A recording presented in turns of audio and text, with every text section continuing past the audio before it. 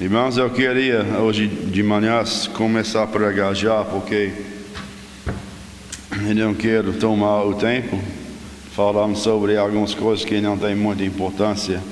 Então vamos abrir as nossas Bíblias logo no livro de 1 Coríntios 11, versículo 2. 1 Coríntios 11, versículo 2.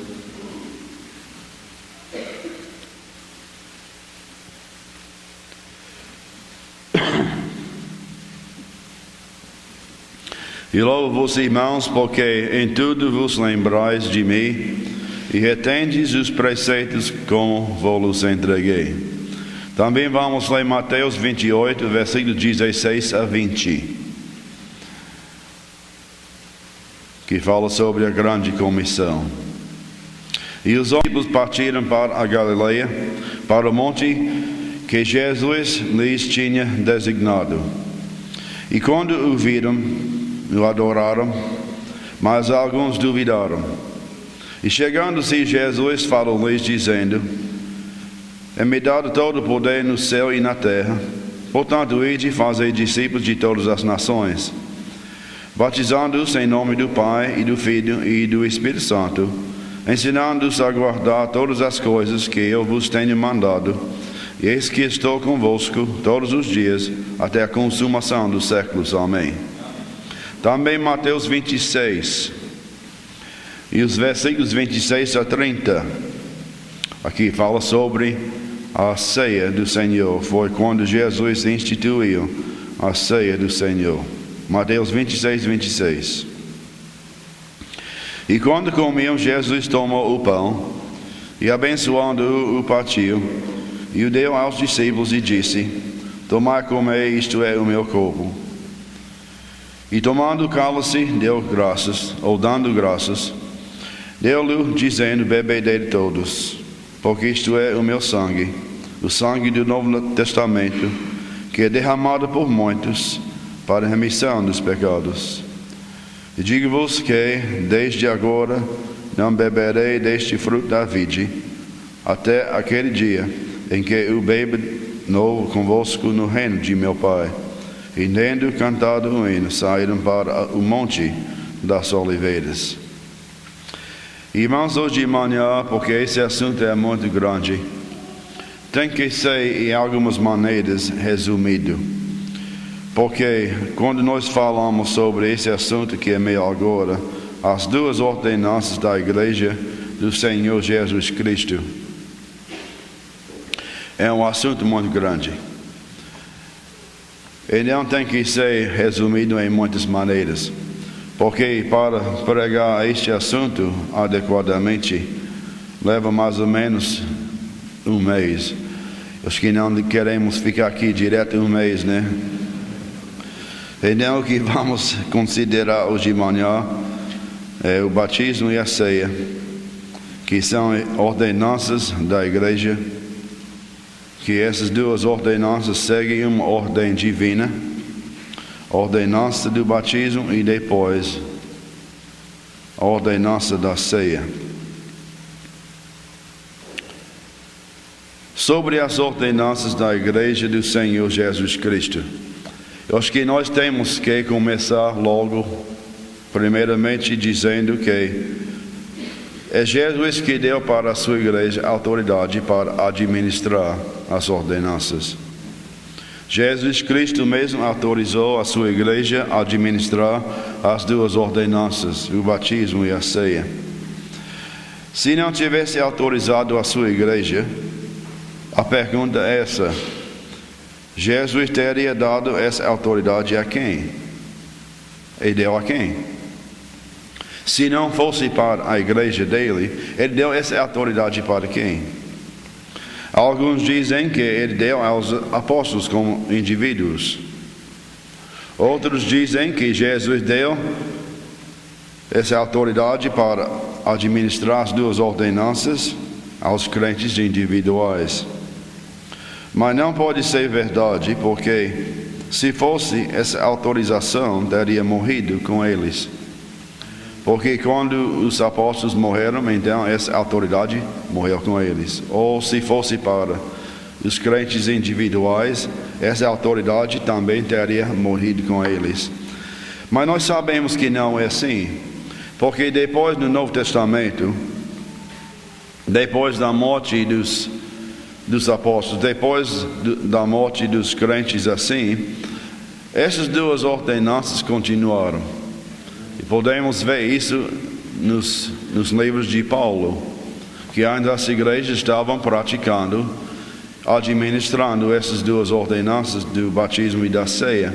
Então isso mostra que era para continuar, que não morreu com os apóstolos. E além disso, a perpetuidade da igreja mostra essa grande verdade.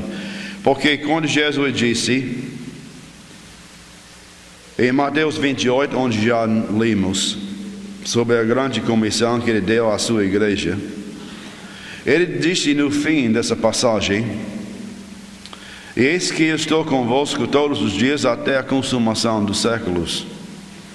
Meus irmãos, isso mostra que Jesus deu essa comissão, ele deu autoridade para administrar a obra de Deus aqui no mundo para a sua igreja, pelo fato que ele disse que ele ia estar com essa organização até o fim dos tempos, até a consumação dos séculos. Então isso mostra que o batismo é para continuar até que Jesus venha. E Jesus deu essa promessa. Jesus não falou com os apóstolos assim, nem com os crentes individuais, porque essa promessa não é para eles, mas é para a sua igreja. Eis que eu estou convosco todos os dias até a consumação dos séculos. Mas os apóstolos não estão mais aqui. E esses crentes originais também não estão mais aqui. Mas a sua igreja, que recebeu a promessa da perpetuidade, ainda está aqui. Continua. Então essas duas ordenanças vão continuar sendo administradas pela igreja do Senhor Jesus, que vai continuar até que venha, fazendo a sua obra aqui neste mundo. Então é assim com o batismo. Mas nós podemos aplicar essa mesma verdade para a ceia do Senhor, porque eu já falei sobre a ceia, mas também eu não li essa passagem, mas diz em 1 Coríntios 11, e alguém já falou sobre essa parte em outra pregação, eu não estou lembrado de quem foi, mas assim que diz em 1 Coríntios 11, versículo 26, porque todas as vezes que cometes este pão e bebedes este cálice, anunciais a morte do Senhor, até quando? Até que venha. Até que venha. Então isso mostra mais uma vez que a igreja do Senhor Jesus Cristo recebeu a promessa da sua perpetuidade, do seu cabeça mesmo, Jesus. Então a ceia vai continuar. Até quando? Até que venha. Mas como é que vai continuar assim? Sendo administrada pela igreja do Senhor Jesus Cristo. E não podemos ver essas verdades assim. Sabemos que Jesus prometeu perpetuidade para a sua igreja durante os séculos todos. E meus irmãos, é somente por isso que ela ainda está aqui no mundo. Porque Jesus deu para ela a sua perpetuidade. E ela vai continuar assim, pela promessa do Salvador. Temos essa promessa de Jesus, Mateus 16, 18, que diz: pois também eu te digo que tu és Pedro, sobre essa pedra edificarei a minha igreja, e as portas do inferno não prevalecerão contra ela. Meus irmãos, Jesus não prometeu tudo isso aqui que eu acabei de ler para os apóstolos em si. Ele não deu essa promessa para os crentes, mas ele deu essa promessa para a sua igreja, a igreja que ele fundou, que ele organizou no mundo. E deu essa promessa para ela. Por isso ela ainda está aqui. É a igreja do Senhor Jesus Cristo que tem guardado todas as ordenanças durante os séculos todos até agora. E ele que vai ainda até que Jesus venha, pela promessa do Salvador. Nós sabemos essa grande verdade. Agora vou falar sobre um certo homem. O nome dele é João, o Batista. Eu conheço um pastor lá em Fortaleza, amigo meu. O nome dele é João Batista. Mas eu chamo ele às vezes João o Batista, porque ele é Batista também, né? Ele é João Batista o Batista. Mas eu digo, eu tenho inveja do seu nome. Que nome para um pastor Batista não é João Batista. Mas nota o nome desse aqui. Ele é João não só Batista, ele é João o Batista. É essa a verdade que a sua tradução da Bíblia diz? Porque tem muita tradução que não tem isso. Só diz João Batista. Mas ele foi chamado mais do que só João Batista. Ele foi chamado o quê? João o Batista.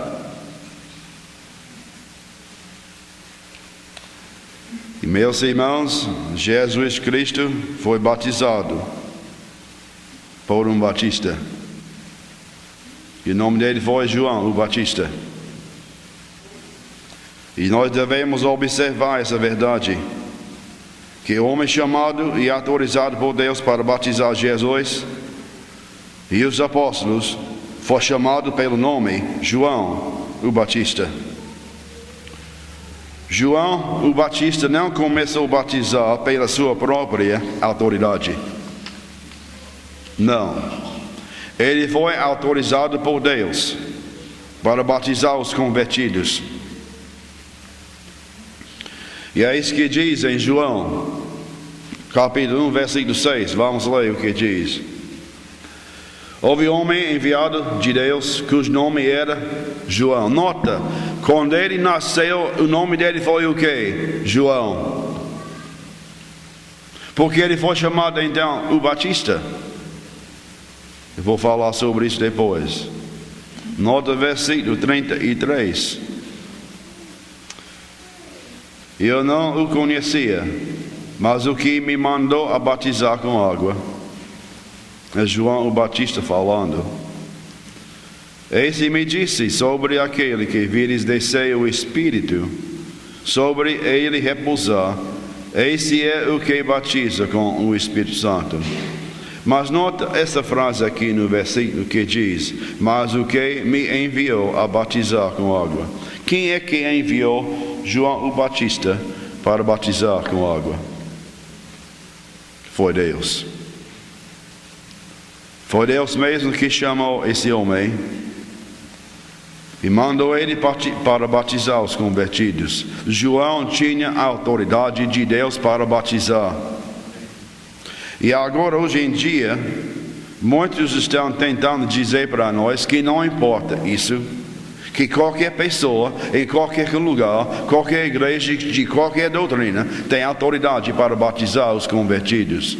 Meus irmãos, essa doutrina está invadindo até muitas igrejas batistas e destruindo a nossa identidade. Porque nós temos que manter a nossa identidade. Nós somos batistas. Eu não quero ser outra coisa. Estou muito satisfeito em ser batista, já desde 1970. Quando o Senhor me salvou e eu fui batizado pela autoridade de uma igreja batista. E o Batista, João, foi enviado, chamado por Deus, autorizado por Ele, para fazer a sua obra aqui neste mundo. Uma pergunta: alguém pode ser o Batista sem ser um Batista? Você já pensou nisso? Pode? Eu acho que não. É muito difícil.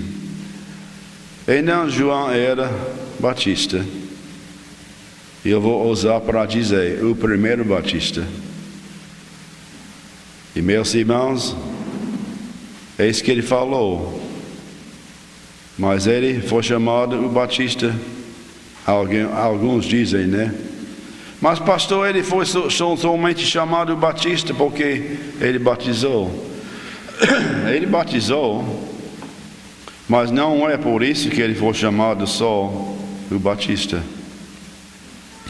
Porque você pode anotar no Novo Testamento, em Mateus 3, que ele foi chamado por Deus o Batista antes de batizar qualquer pessoa. Foi Deus que chamou ele o Batista. E meus irmãos, nós devemos ter prazer nesse nome. Esse nome tem significado. E devemos preservar esse nome puro. Não para contaminar esse nome com o batismo ou com as coisas erradas e doutrinas assim que vêm das outras igrejas. Devemos manter a nossa identidade. Nós somos batistas. Agora lá em Fortaleza, eu acho que também deve ser a mesma coisa aqui. Muitos estão dizendo agora que eu sou somente evangélico. E às vezes alguém pergunta, pastor Davi, você é evangélico? Eu digo, sim, eu sou batista. Porque eu sou muito mais do que só evangélico. Você é também? Eu sou batista, daquele tipo antigo. Daquele tipo que crê na palavra de Deus, entende? E assim que foi também João o Batista. Mas quando alguém diz, mas ele foi chamado somente o Batista porque ele batizou os convertidos. Até isso é dizer demais para as igrejas erradas. Porque nós sabemos que essas igrejas erradas não batizam ninguém. É verdade? Não batizam ninguém. Pode molhar na água, mas não é batismo. O batismo é o que a igreja do Senhor Jesus Cristo tem autoridade para administrar. Elas não têm. E temos que entender a diferença. Mas o batismo do Batista foi autorizado por Deus e reconhecido por Jesus Cristo como sendo verdadeiro. Foi por isso que Jesus procurou esse homem quando ele queria ser batizado. Porque ele soube, é esse homem que Deus mandou no mundo para batizar os convertidos. E Jesus nos deu o exemplo. Quando ele queria ser batizado, ele procurou o único homem na terra toda que tinha autoridade para administrar o único batismo reconhecido como sendo verdadeiro por Deus. E ele foi batizado por ele. Então, meus irmãos, a autoridade nas ordenanças da igreja é muito importante. E não devemos começar a pensar que podemos deixar essa parte de lado. Porque não podemos. Porque a pergunta que eu vou fazer agora é esta: quem é que batiza corretamente? Segundo as Escrituras, agora hoje em dia, ou em qualquer tempo? Somente as igrejas que são do Senhor Jesus Cristo. Só elas. Jesus foi batizado por João o Batista. E Jesus Cristo organizou a sua primeira igreja no mundo, dos convertidos batizados por João o Batista. E a Bíblia nos mostra isso. Que Jesus colocou na sua igreja, primeiramente, segundo 1 Coríntios 12, versículo 28, os apóstolos. E eles foram todos batizados por João. Então a igreja do Senhor Jesus é uma igreja batista que ainda está pregando, praticando e observando os ensinos do Novo Testamento, inclusive as duas ordenanças da igreja do Senhor Jesus mesmo. E não essa igreja autorizada por Jesus para administrar as ordenanças. Jesus é o cabeça da sua igreja.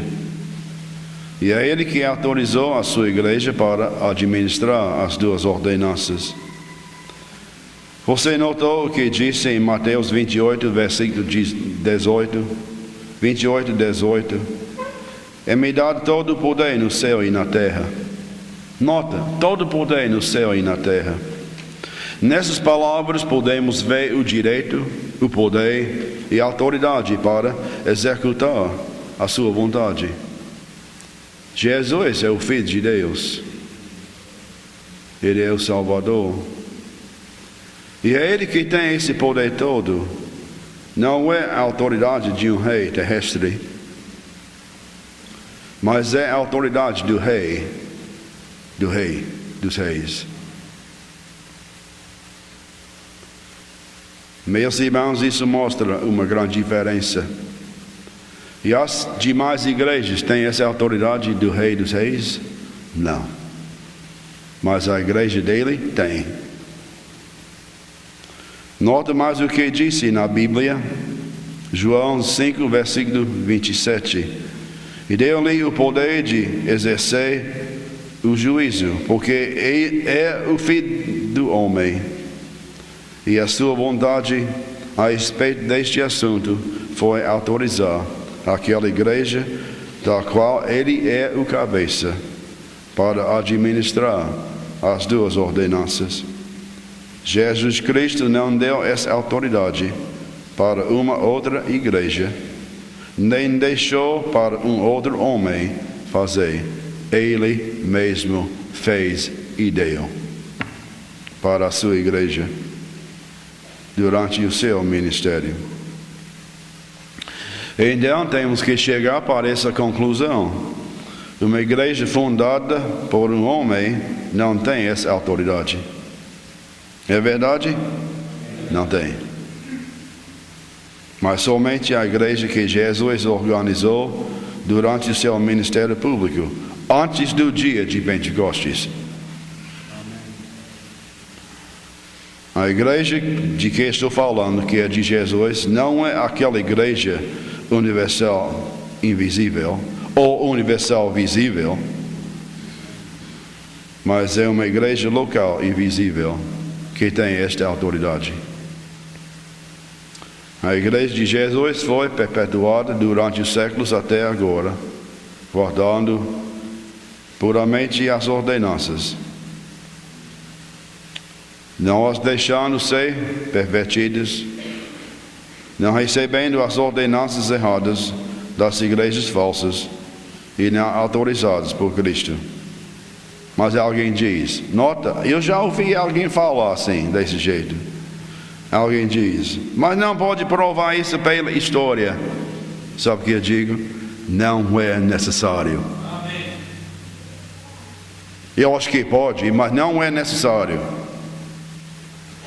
Porque nós temos a promessa do Rei.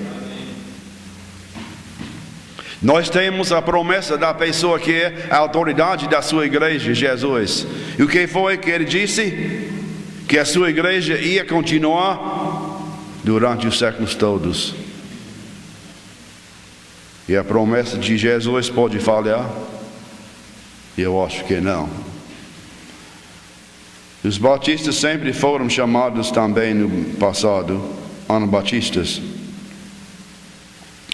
Até eu já tenho lido que até 200 anos atrás, em alguns lugares, os batistas ainda estavam chamados por esse nome, anabatista. Anabatista quer dizer o quê? Rebatizar. Aquele povo que rebatiza. E os batistas foram conhecidos por esse nome durante muitos séculos. E por quê? Por causa da sua prática de batizar corretamente os batizados pelas igrejas não autorizadas por Cristo. Não reconhecidas como sendo igrejas verdadeiras do Senhor Jesus. E não foi por causa de não batizar pela imersão somente. Porque quando quase todo mundo ainda estava batizando pela imersão, os batistas não aceitaram o batismo que veio de uma igreja que não era do Senhor Jesus. Até pela imersão. Interessante que na nossa cidade lá nos Estados Unidos, que é Lexington, Kentucky, tem uma igreja metodista que é muito antiga. Essa igreja tem mais de 100 anos, acho que 150 anos nessa faixa. Mas é metodista, que fica no centro da cidade. Interessante. A igreja metodista lá tem, sabe o quê? Batistério. Batistério. Por quê? E os metodistas batizam pela imersão? Não, aspersão. Mas naquela época, se alguém quisesse ser batizado pela imersão, a igreja metodista fez. Agora não faz mais. Mas me diga, o batismo feito até pela imersão de uma igreja errada é autorizado por Deus? De jeito nenhum. Meus irmãos, isso mostra que não é verdade o que muitos estão dizendo hoje em dia. Qualquer batismo de qualquer igreja que é pela imersão é válido. Não é, porque ainda está faltando a autoridade. A autoridade que Jesus deu para a sua igreja. Então, nós sabemos que é assim. Os inimigos dos batistas disseram que eles sempre estavam rebatizando as pessoas. Mas os batistas disseram, não estamos rebatizando ninguém. Somente estamos batizando essas pessoas convertidas pela primeira vez corretamente. Segundo as Escrituras, é uma diferença. Não estamos rebatizando. Quando alguém vem para a nossa igreja lá em Fortaleza, a primeira igreja batista do Jardim das Oliveiras, que vem de uma igreja errada, que não é uma igreja do Senhor Jesus, e a pessoa pergunta, Pastor Davi, o que eu tenho que fazer para fazer parte da sua igreja? E você vem de onde? Você já é convertido? Sou. Com certeza? Sou. Não tem dúvida nenhuma, não? Não. E você foi batizado onde? E diz, então você tem que se batizar para fazer parte da igreja. É? É assim? É. Que coisa estranha. Mas não é estranha para os batistas. Já é a sua prática durante muitos séculos. Por quê? Porque, meus irmãos, a autoridade nas ordenanças da igreja é muito importante. E devemos não contaminar a nossa igreja recebendo o batismo que vem de igrejas erradas. Então, a igreja que Jesus Cristo organizou e autorizou é uma igreja que se conforma com a doutrina e a prática da palavra de Deus. Irmãos, eu quero agora dizer algumas coisas que eu acho muito importante sobre o batismo. Também pode ser aplicado para a ceia do Senhor. Sabe que o batismo expressa a doutrina da igreja que batiza. Entendeu o que eu disse? O batismo expressa a doutrina da igreja que batiza. Então, quando uma igreja pentecostal batiza alguém, o seu batismo expressa a doutrina da igreja qual? Pentecostal. E nós, os batistas, estamos de acordo com a doutrina pentecostal? Eu posso dizer da minha parte, de jeito nenhum, nem pensar.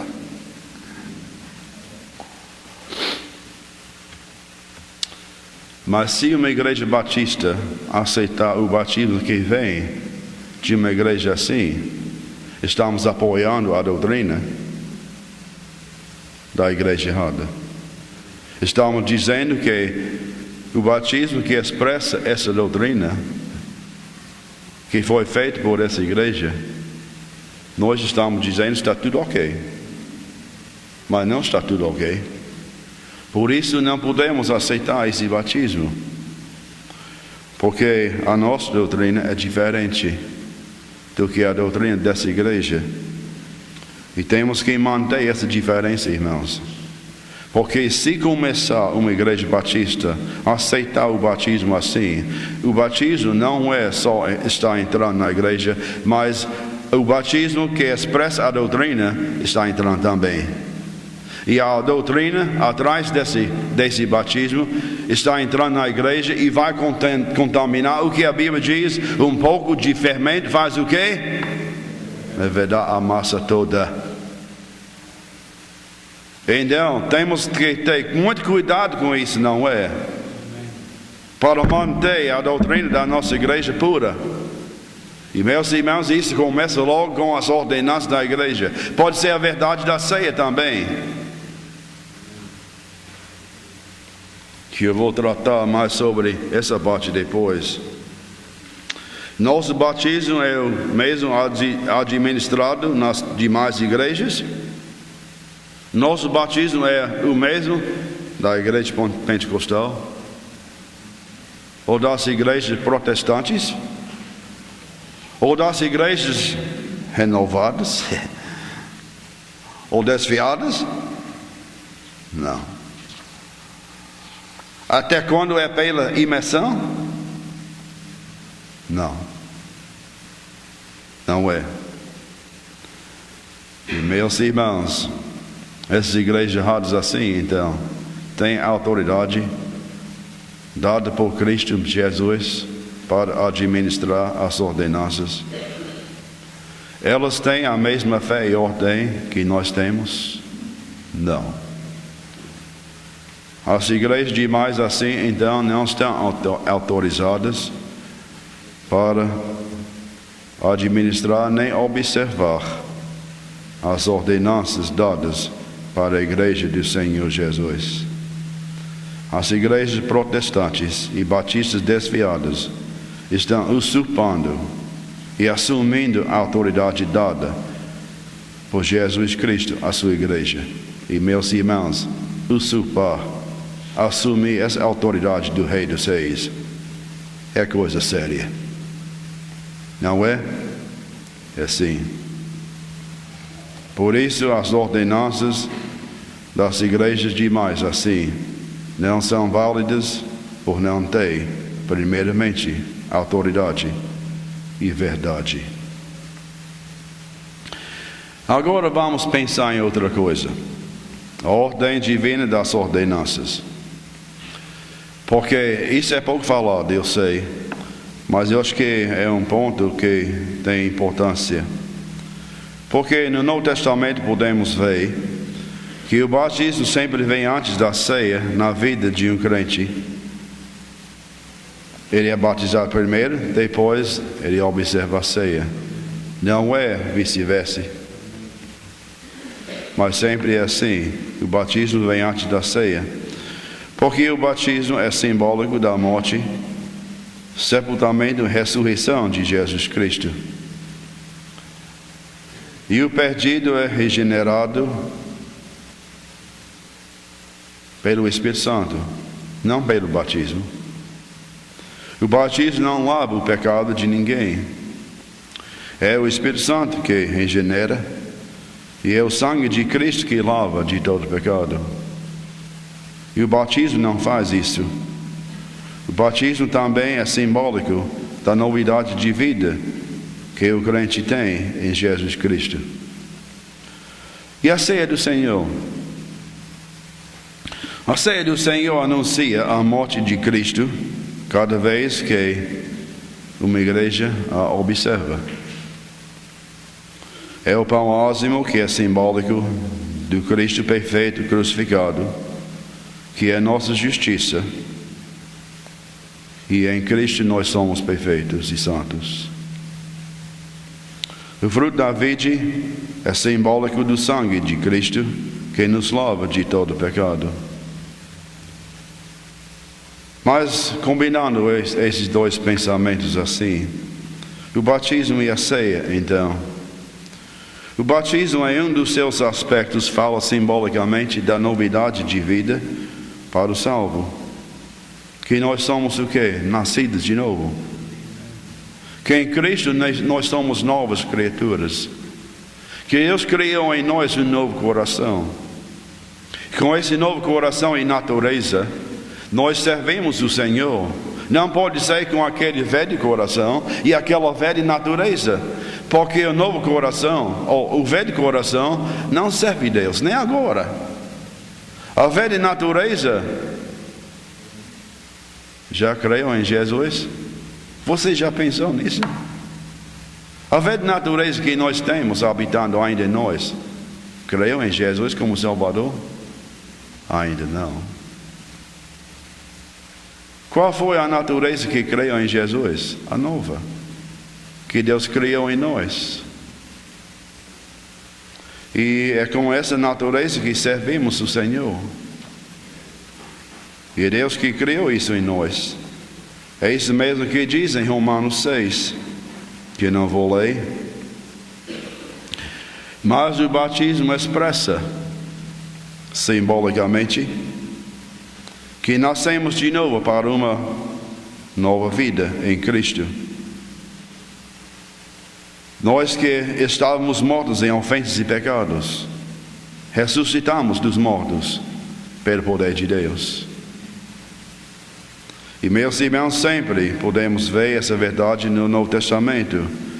A vida é precedida pela concepção e nascimento. E Deus deu para nós a nova vida. E é só por isso que nós somos crentes em Cristo. E o batismo expressa essa parte. A vida em Cristo também fica do mesmo jeito que eu falei. Porque nascemos de novo uma vez só espiritualmente.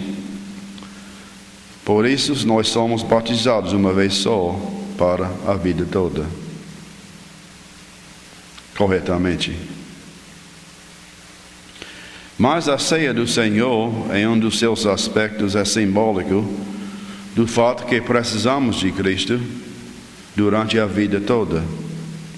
Não é? Durante a vida toda. Porque Cristo é nosso alimento espiritual e o perdão de pecado continuamente. Não é?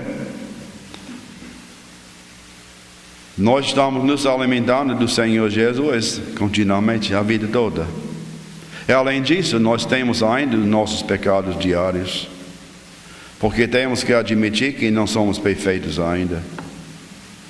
Que nós temos as nossas fraquezas, falhas e pecados. Mas diz em 1 João, 1º capítulo, que Ele é justo e fiel para nos perdoar de todo pecado, se confessar nossos pecados a Ele. Então, o sangue de Cristo nos lava dos nossos pecados durante a vida toda. E a ceia do Senhor, então, por isso é repetida muitas vezes durante a vida, mostrando que Ele é nosso alimento espiritual, que nos perdoa continuamente dos nossos pecados. Então, meus irmãos, podemos ver então, tem que ser nessa ordem, o batismo primeiro, que mostra simbolicamente que nascemos de novo. Depois vem a ceia, que mostra que Cristo é nosso Salvador, continuamente. Amém? Bem, então a ordenança do batismo. O batismo na vida de um crente é muito importante. Depois da conversão de um crente verdadeiro, o primeiro passo na sua vida deve ser se batizar. Não é? Começar a nova vida se batizando, mostrando o que Jesus fez por nós. E até publicamente. O livro dos Atos dos Apóstolos está cheio de exemplos dessa verdade. Os crentes, os salvos, os convertidos, os nascidos de novo, foram batizados logo. muitas vezes no mesmo dia da sua salvação, não é? Meus irmãos, não tem no livro dos Atos dos Apóstolos um crente que esperou meses ou anos para se batizar depois da sua conversão. Ouviu o que eu disse? Lá em Fortaleza tem esse problema. Alguém vem dizendo: Pastor Davi, estou convertido, o Senhor me salvou, graças a Deus. E espera meses, até às vezes anos. Eu conheço um homem lá agora, que ele é fiel à igreja. Não é nossa, mas uma outra igreja da mesma fé ordem na cidade lá. Ele é convertido, ele diz e tem toda certeza, segundo ele. E já esperou 3 até 4 anos e ainda não se batizou. A pergunta minha é: por quê? Por quê? Porque, meus irmãos, o batismo é a nossa confissão pública da nossa fé em Cristo Jesus e da nossa novidade de vida que temos nele. E eu digo isso, irmãos, com toda convicção. O crente que sabe que é salvo mesmo, que não sabe, se batiza, ainda não confessou Jesus como seu Salvador apropriadamente.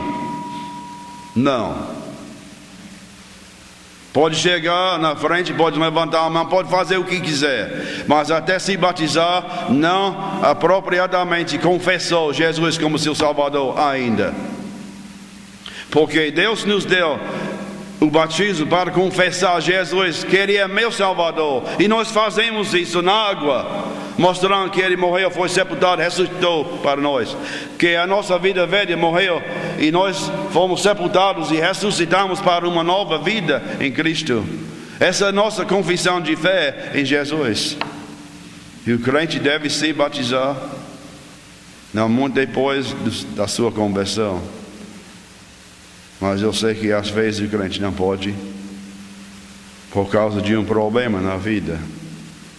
Isso acontece muitas vezes lá em Fortaleza, que alguém é convertido, mas já está junto com alguém 20 anos e não é casado, tem que ajeitar. E alguém diz: mas eu não posso me batizar ainda não, pastor. Por causa disso, sabe o que eu digo? Resolve. Ajeita a vida, não é? Para seguir Cristo corretamente. É isso que devemos fazer. E não, meus irmãos, e o crente que não se batiza, esse ainda não confessou a Jesus apropriadamente como seu Salvador. Esse crente não se identificou ainda com a igreja do Senhor Jesus Cristo. Não seguiu o Senhor ainda no batismo. Não obedeceu ainda ao seu Senhor. É assim. E para o batismo ser verdadeiro, tem que se encaixar em 4 aspectos. Primeiro, o batismo tem que ser pela imersão. Até a palavra imersão significa imergir, não é? Até os inimigos dos batistas têm que admitir isso.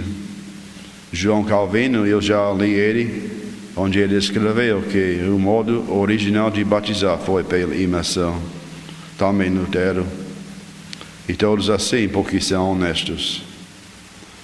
E não, meus irmãos, todos os léxicos gregos também concordam. Jesus foi batizado pela imersão, não é? João Batista batizou os convertidos pela imersão. Diz em João 3:23 que ele procurou um lugar certo porque lá tinha muitas águas. Pode batizar alguém pela imersão? Não é preciso muitas águas, não, é só um pouquinho no dedo. Mas quando é pela imersão é diferente. Tem que ser pelas muitas águas. Eu já li alguém que escreveu um comentário presbiteriano. Ele disse, mas é porque João o Batista procurou muitas águas, porque tinha uma multidão de pessoas e eles estavam com sede. Que coisa ridícula.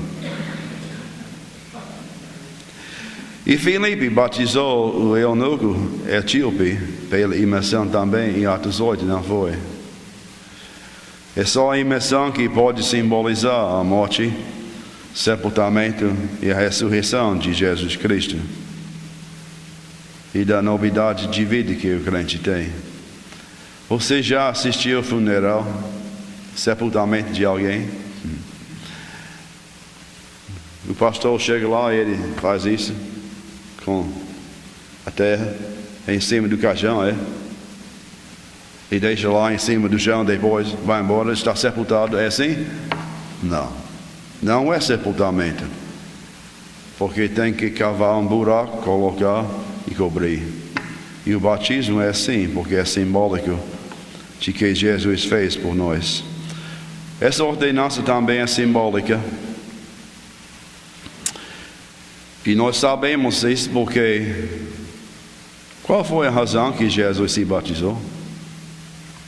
Para se salvar, Não, a Bíblia diz para mostrar de antemão o que ele ia fazer para salvar o pecador. Cumprir toda a justiça. E Jesus cumpriu toda a justiça quando ele foi batizado? Não. Ele fez isso quando? Quando ele morreu, foi sepultado e ressuscitou ao terceiro dia. E Jesus estava mostrando de antemão o que ele ia fazer para salvar o seu povo. É simbólico só o batismo. O batismo não salva, mas somos salvos pela graça por meio da fé em Jesus Cristo. O batismo é simbólico desta verdade, que Jesus morreu, foi sepultado e ressuscitou ao terceiro dia para salvar os eleitos do Senhor. E o candidato, só uma pessoa salva deve se batizar e que tenha certeza disso. Não pode achar na Bíblia nenhuma ocasião de alguém sendo batizado sem primeiro declarar a sua fé em Jesus como seu Salvador. É isso que podemos ver em Atos 2, 41. É por isso que não batizamos criancinhas, os batistas. Alguém pergunta, mas pastor Davi, você já batizou algum descrente? Eu acho que sim, infelizmente. Mas ele não sabia que estava batizando descrente, porque essa pessoa já declarou a sua fé em Jesus antes. Mas depois foi descoberto que a pessoa não foi convertida ainda. E nós temos um exemplo disso em Atos capítulo 8. É Simão o mágico, não é? Mas quando ele foi batizado, os apóstolos tomaram por certo que ele era convertido. Mas depois eles descobriram que não foi assim. Então o candidato tem que declarar sua fé em Jesus antes de ser batizado e mostrar evidência que é salvo mesmo. É a última coisa que eu já falei, autoridade, que eu não vou falar muito sobre esse aspecto porque já falei. E a ordenança da ceia do Senhor. Primeiramente, meus irmãos, é necessário dizer que a ceia do Senhor não é um sacramento. Isso quer dizer que não é um meio de receber a graça ou a salvação de Deus. Somos salvos de todo pecado pelo sacrifício do Senhor Jesus na cruz, não pela ceia do Senhor, porque a ceia do Senhor somente é simbólica, que Jesus morreu por nós. O seu corpo foi partido e o seu sangue derramado para nos salvar. É uma grande verdade, não é, irmãos? Jesus Cristo fundou e formou a sua igreja com o batismo de João o Batista e com as pessoas batizadas por ele. Então, Por isso não podemos misturar a ceia do Senhor convidando os outros para chegar e participar conosco. Mas vamos deixar isso para depois. E os elementos da ceia do Senhor.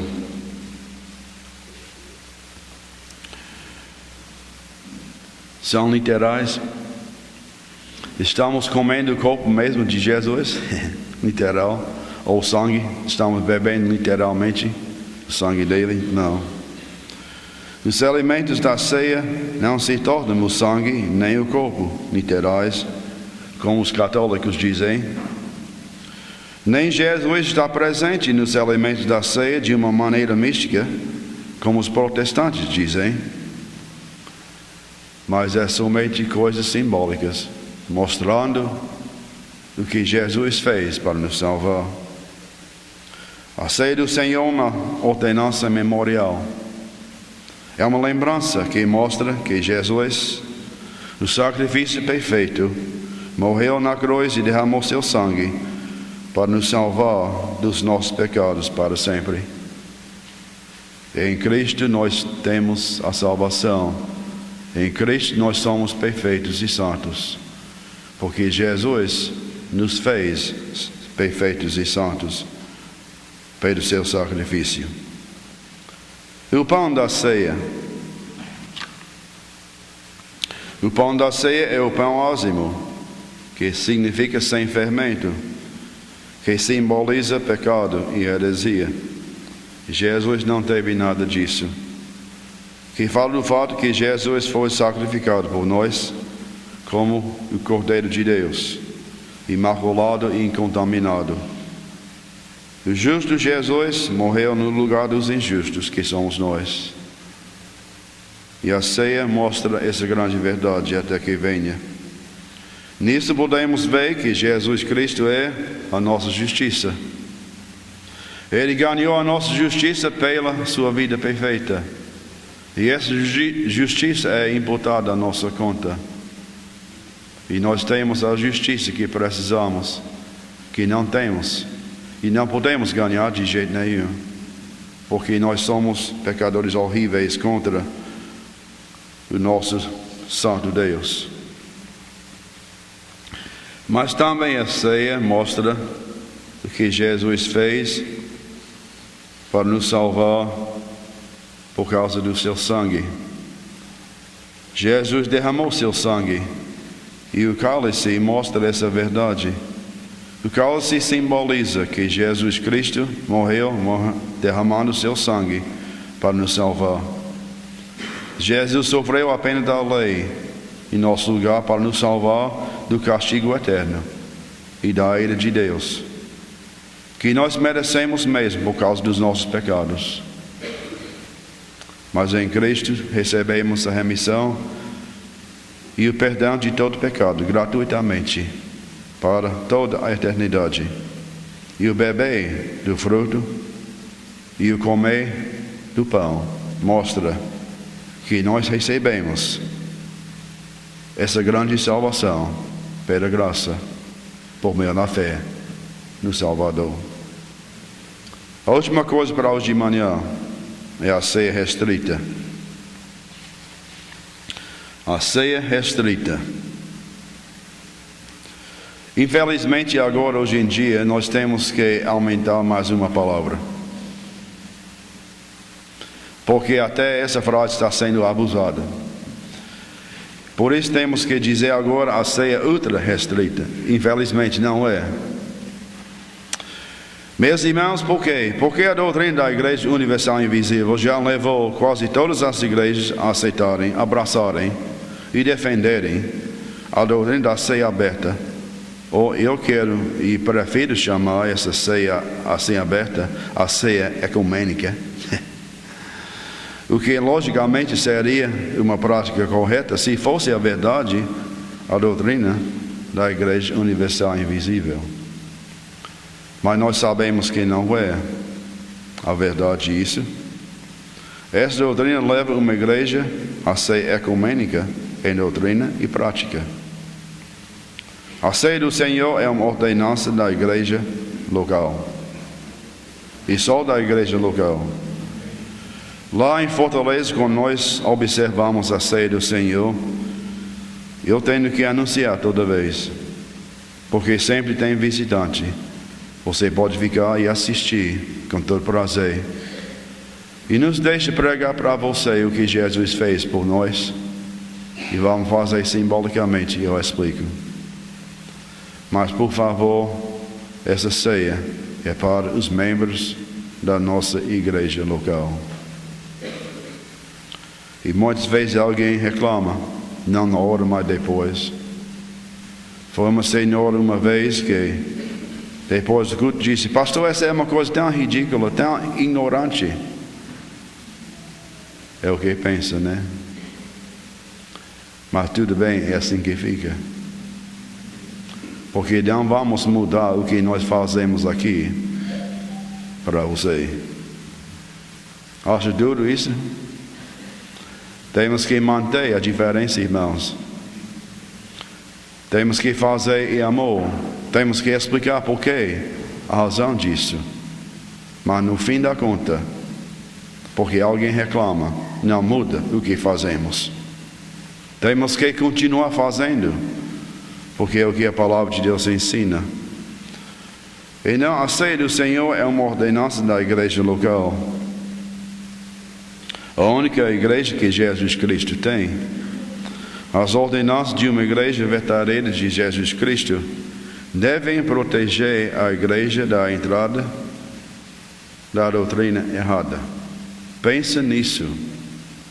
Porque quando a igreja, uma igreja qualquer, local, abre a porta para deixar os outros que não são membros para entrar e observar a ceia do Senhor com eles, estão abrindo a porta para qualquer tipo de doutrina errada.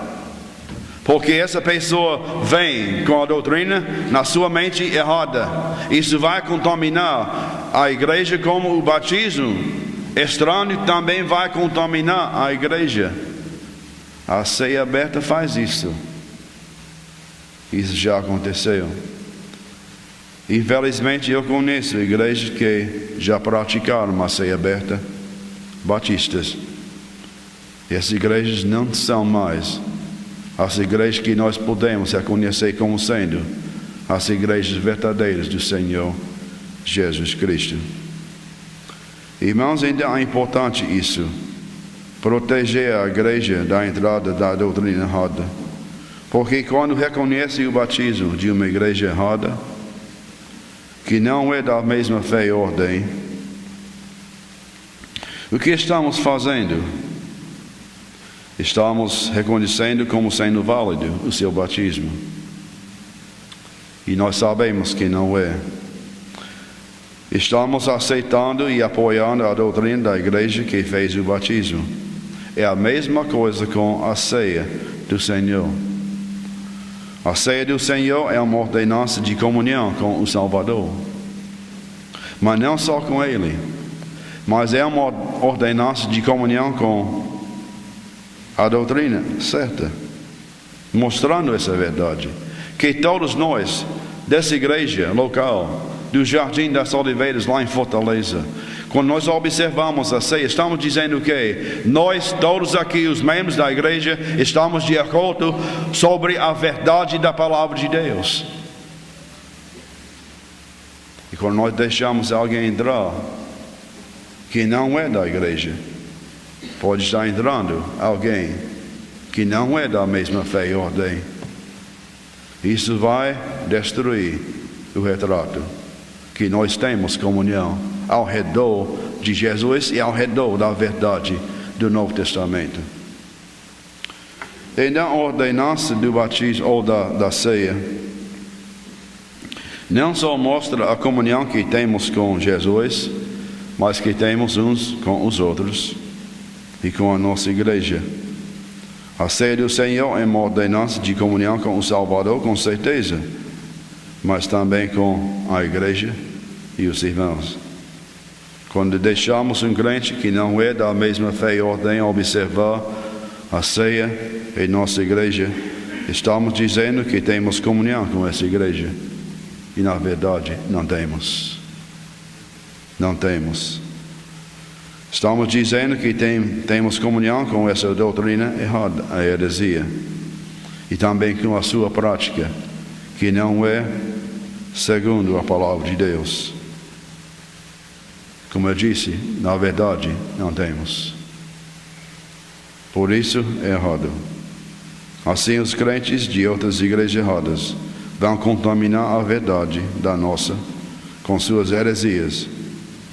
E depois de algum tempo, não vai ter mais diferença entre nós e eles.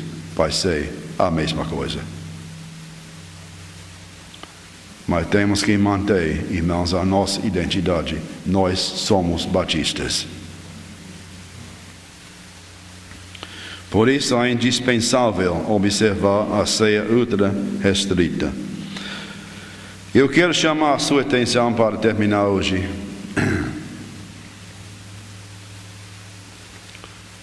Atos 2. Atos 2, versículos 41, 42.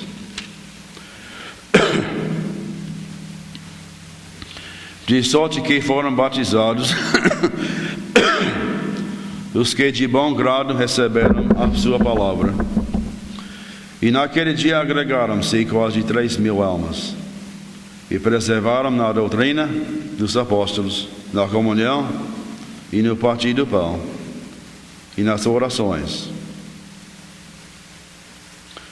E em toda a alma havia temor, e muitas maravilhas e sinais se faziam pelos apóstolos.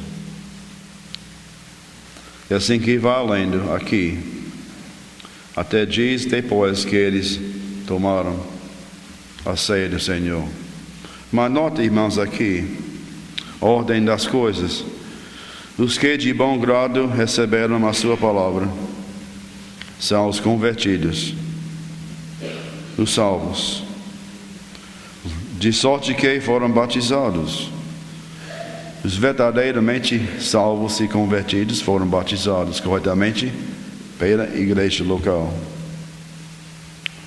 E naquele dia agregaram-se quase 3.000 almas. Isso indica, como diz no versículo 47, que os convertidos e batizados foram acrescentados à igreja, qual? Local lá em Jerusalém. Não para a igreja universal invisível, mas para a igreja visível e local lá em Jerusalém. Foram acrescentados a essa igreja e tornaram-se membros da igreja local. A ceia do Senhor é para uma igreja local visível só, como a igreja lá em Jerusalém. Também diz que perseveravam na doutrina dos apóstolos. Esses crentes da igreja em Jerusalém estavam em comunhão a respeito da doutrina e prática. Alguém de uma outra igreja, de outra doutrina, de outra comunhão, não deve estar tomando a ceia conosco, na nossa igreja local. Diz comunhão, eles estavam unidos na obra de Deus. E no partir do pão. Tudo isso veio antes de observar a ceia do Senhor. E meus irmãos, eu não tenho mais dúvida, e já faz muito tempo, que a ceia do Senhor tem que ser observada somente pelos membros de uma igreja local e visível. Por isso tem que ser a ceia ultra restrita. Se observar tudo que está escrito nessa passagem, temos que chegar para essa conclusão, que a ceia tem que ser ultra restrita. Há certas pessoas com quem não devemos observar a ceia do Senhor, é verdade? Em 1 Coríntios 5, a Bíblia diz a lista de algumas pessoas e diz depois, com essas pessoas não devemos comer a ceia do Senhor. Você já pensou Quando a ceia de uma igreja é aberta, abre a porta para qualquer pessoa que está presente, que é crente, a observar a ceia. Pode estar convidando alguém que é disciplinado de uma outra igreja, de um pecado horrível. Pode estar comendo a ceia do Senhor com a pessoa que Deus disse que não devemos fazer. Não é? Por isso devemos deixar a ceia restrita e ultra restrita para evitar isso. Não faz sentido, irmãos, rejeitar o ecumenismo para depois fazer ordenanças ecumênicas. Faz? Não faz, não. Para terminar hoje, deixe-me só dizer: é um privilégio muito grande fazer parte de uma igreja batista, que é do Senhor Jesus Cristo mesmo.